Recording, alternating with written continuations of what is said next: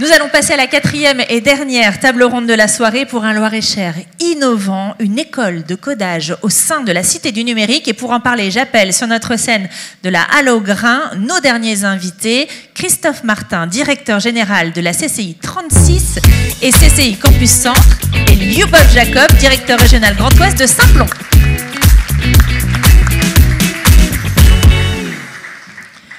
Bonjour messieurs et bienvenue sur notre plateau. Merci d'avoir répondu à notre invitation. Président, on introduit le sujet avec vous à nouveau. Le département de Loir-et-Cher s'est engagé dans la création d'une école de codage dans la Cité du Numérique. Pour quelles raisons ? Alors déjà, je vais revenir un petit peu sur la Cité du Numérique, qui est un lieu donc hybride, un espace de promotion, de sensibilisation, de formation, voire d'expérimentation de tout ce qui concerne le numérique.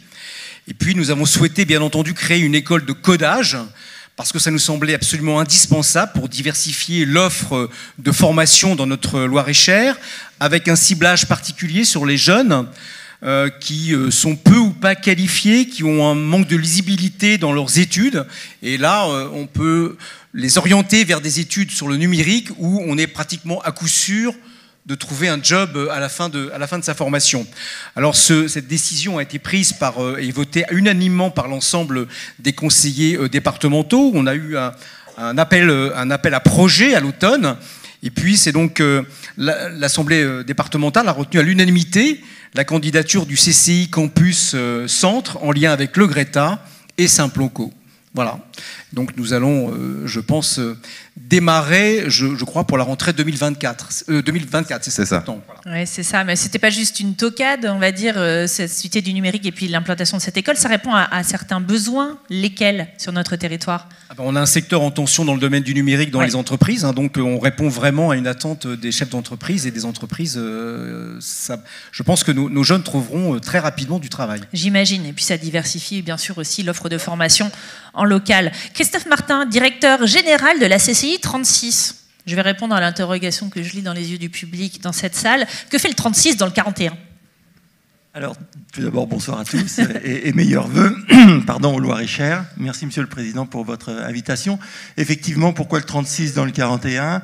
En fait, il y a 3 ans, la CCI de Loir-et-Cher, je salue sa présidente qui est présente ce soir, cherchait un opérateur pour exploiter et gérer l'établissement qui se situe rue Anne de Bretagne, qu'elle exploitait auparavant.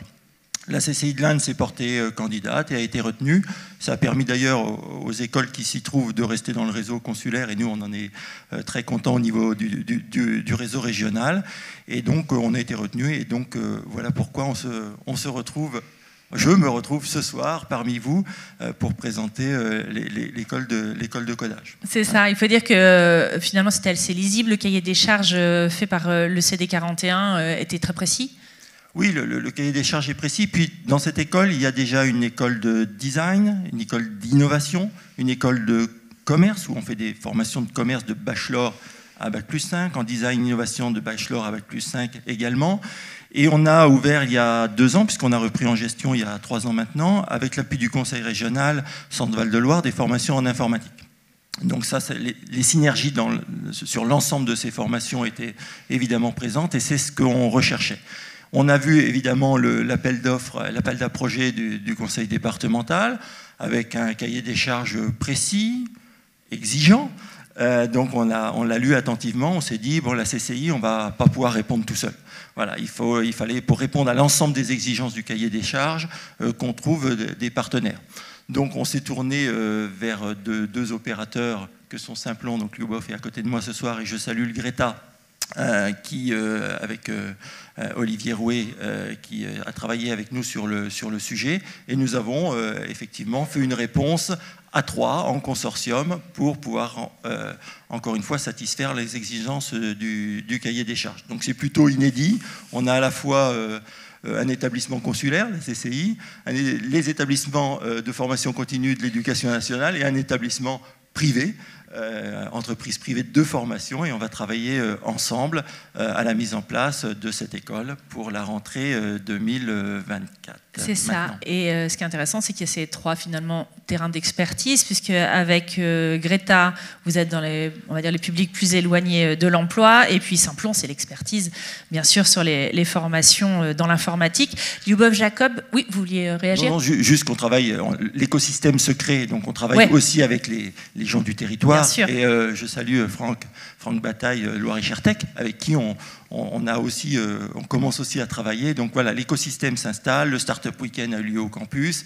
Franck a animé tout cela d'une main de maître avec Cédric qui dirige le campus d'ici, donc Cédric Ménadès, et on va travailler tous ensemble à la mise en œuvre de cette. C'est ça, c'est du travail de fond puisque vous vous connaissiez, mais je crois que c'est la première fois que vous travaillez tous les 3 ensemble. On se connaît depuis un certain temps. Olivier était dans l'Indre avant, et donc on travaille maintenant ensemble, et c'est pour la bonne cause, je pense. Lyubov Jacob, vous êtes directeur régional Grand Ouest de Simplon. Le groupe est présent un petit peu partout avec ses 1000 fabriques, dont une trentaine, je crois, à l'international. C'est pas tout à fait une école ordinaire. Pourquoi? Effectivement, donc Simplon, on est une entreprise sociale et solidaire qui utilise le numérique comme un levier d'insertion et d'inclusion sociale, en proposant aux demandeurs d'emploi et aux personnes éloignées du numérique des formations gratuites et certifiantes sur tous les métiers du numérique en tension, dont le métier de développeur web. Donc on parle de formation inclusive, car chez Simplon, on est persuadé que le numérique est accessible à tous et qu'il n'est pas forcément nécessaire d'être un jeune diplômé d'une école d'ingénieur informatique Bac+5 pour travailler dans le numérique. Donc le projet du département du Loir-et-Cher répond en tout point aux valeurs de Simplon, est en parfaite adéquation avec nos valeurs, et on est ravis de pouvoir essaimer notre modèle d'école inclusive du numérique dans le Loir-et-Cher.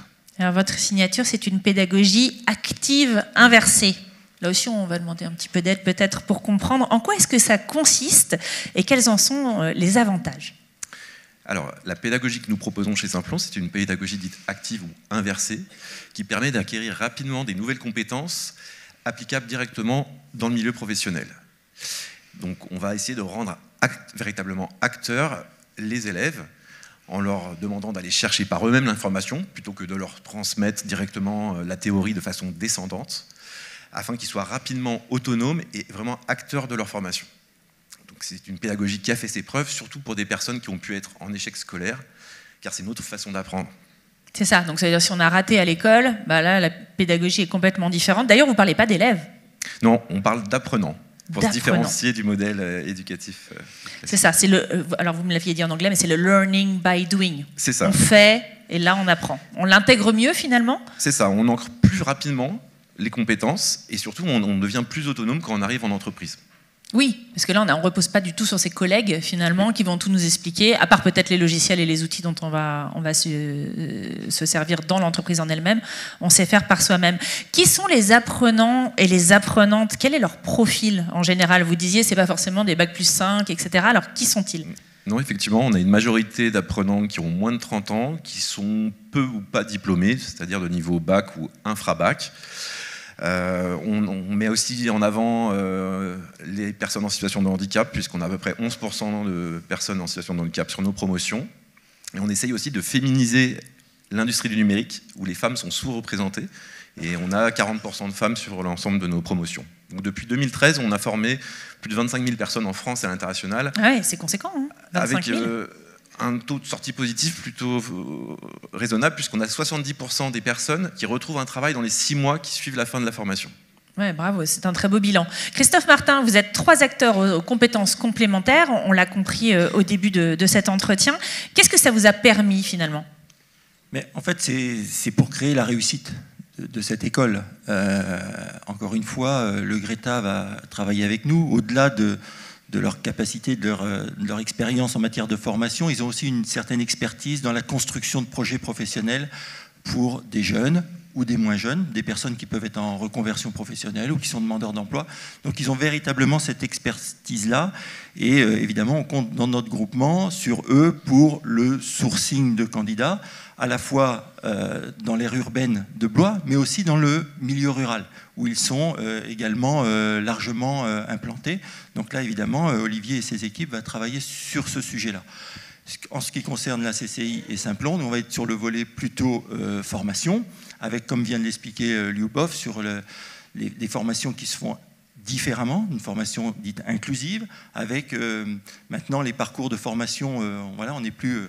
Comme moi j'ai connu une salle de cours classique, hein, maintenant on parle d'hybridation des parcours de formation, donc il y a du distanciel, il y a du travail sur plateforme, sans bien sûr éviter le présentiel. Le présentiel doit toujours être au cœur de l'action, mais aujourd'hui on a des programmes de formation qui se dispensent d'une autre façon, et donc on va travailler ensemble sur cette thématique-là pour, encore une fois, que ce soit une réussite pour le territoire, pour les jeunes, et pour les entreprises qui vont recruter ces jeunes. Lyubov Jacob, est-ce que, alors on peut avoir un peu plus de concret sur le contenu de cette formation justement? Qu'est-ce qu'on va apprendre? Qu'est-ce que vont apprendre nos apprenants et apprenantes de Loir-et-Cher dans cette formation délivrée à l'école de Blois? Alors concrètement, les apprenants vont être formés au métier de développeur web et web mobile, et ils vont passer donc un titre professionnel équivalent Bac+2 à l'issue d'un parcours de formation de 18 mois qui va être découpé en 3 phases. Une phase de préqualification de 6 semaines où ils vont pouvoir déjà s'initier aux compétences de base et valider leur projet professionnel. Puis il y aura une formation intensive de 5 mois en centre de formation, suivie d'1 an de formation en alternance pour continuer à acquérir des compétences et les mettre en pratique dans les entreprises.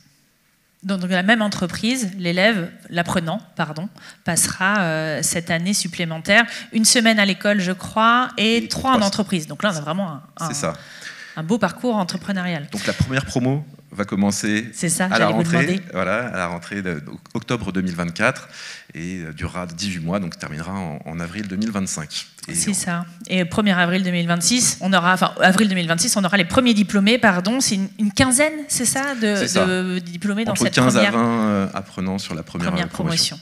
Très bien. Comment est-ce qu'on fait pour intégrer la formation? Parce que là, on a peut-être des gens dans la salle qui ne répondent pas tout à fait au profil, mais ont peut-être des gens, c'est comme tout à l'heure, on le disait, parlez-en à vos enfants, parlez-en à vos neveux, nièces, à vos cousins. Alors, les critères de sélection ne se feront pas sur la base d'un CV ou d'un parcours académique. Comme je le disais, on va vraiment choisir les apprenants sur la motivation, qui est le critère numéro 1, leur esprit logique, leur capacité aussi, leur volonté d'apprendre des nouvelles compétences et leur passion pour le numérique. Et également, on va regarder est-ce qu'ils ont un projet professionnel déjà bien défini. Et c'est quand, là, du coup, il faut faire des dossiers quelle est l'échéance? On va mettre en ligne les candidatures. L'appel à candidature se fera sur le premier trimestre 2024. En fait, on attendait ce soir c'est ça. Que l'annonce soit officielle. Pour appuyer sur le bouton. On sait qu'on a été retenu, le président l'a annoncé tout à l'heure, donc nous on est dans les starting blocks, on attend le lancement officiel de ce soir, et puis on va évidemment engager toutes les démarches pour une ouverture en octobre 2024. Et n'importe qui peut candidater, c'est vraiment ouvert à tous et toutes. À toutes et tous. Président, on va terminer aussi cette dernière table ronde par une annonce. Alors, on va dévoiler le nom de l'école de codage en live. Donc elle s'appellera la Fabrique Numérique 41. Et voilà l'identité visuelle juste derrière nous. Oui, on peut.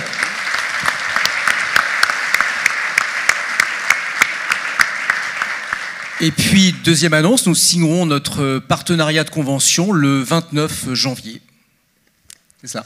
On signera le 29 janvier. Et puis on va souhaiter une longue vie à cette école de codage et une longue vie à notre cité du numérique. Et merci à vos équipes qui ont réalisé un gros travail sur ce dossier-là. Voilà. Merci à vous. Un grand merci. Merci beaucoup. Merci à Christophe Martin et à Lyubov Jacob. Des applaudissements pour nos derniers invités.